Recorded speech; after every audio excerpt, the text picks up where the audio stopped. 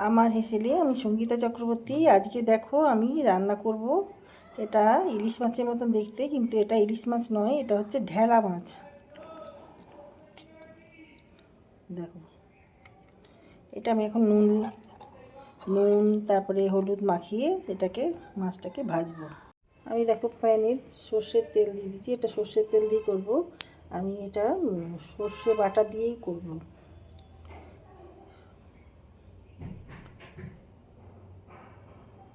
একটু তেল মাখিয়ে নেব। হলুদ দিয়ে দিলাম,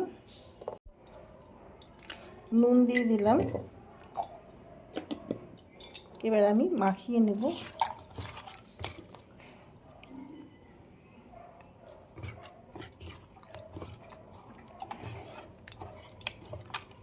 দেখো নুন হলুদ আমার মাখানো হয়ে গেছে মাছে। এবার মাছগুলো আমি একে একে ছেড়ে দেবো।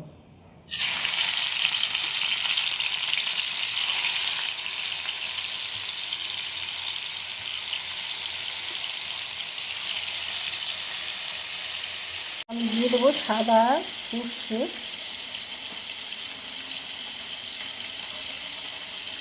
ছোটো চামচের 2 চামচ মতো আন্দাজে দিলাম।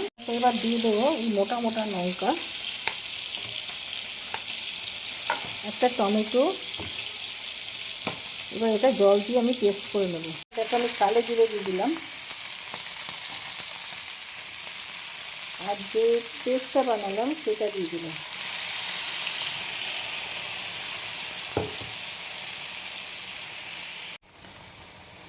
দিয়ে দেবো একটু লাল লঙ্কা গুঁড়ো, হলুদ গুঁড়ো। আমি এবার দিয়ে দেবো কিছু বেগুন। বেগুনগুলো ভাজবো না, এগুলো কাঁচা বেগুনে দিয়ে দেবো। দিয়ে দেবো নুন,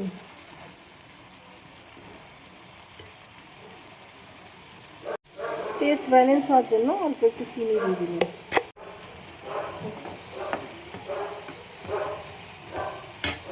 এবার আমি এর মধ্যে যে মশলা ধোয়া জলটা ছিল সেটা দিয়ে দেবো।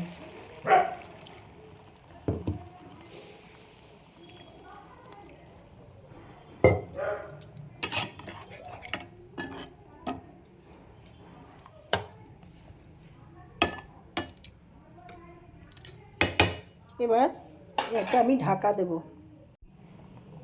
লঙ্কা দিয়ে দিলাম, এবার ঢাকা দেব। চটপট হয়ে যায় এইভাবে মাছ রান্না করলে, যে কোনো মাছই। দেখো মাছটা আমার হয়ে গেছে, আমি ঢাকনাটা এখন খুলে দিলাম।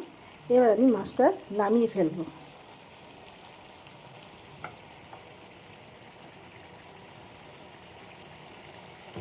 একটু মাখা মাখা করে নামিয়ে ফেলবো। হয়ে গেছে, মাখা মাখাই হয়েছে ঝোলটা। দেখো আমার এই মাছটার ঢেলা মাছ আমার রেডি হয়ে গেছে। রান্নাটা হয়ে গেছে কমপ্লিট। এইরকম মাখা মাখা আমি করলাম সর্ষে বাটা দিয়ে। তোমাদের কার কীরকম লাগলো জানাতে ভুলো না। লাইক শেয়ার কমেন্ট করে আমার পাশে থেকো, সাথে থেকো।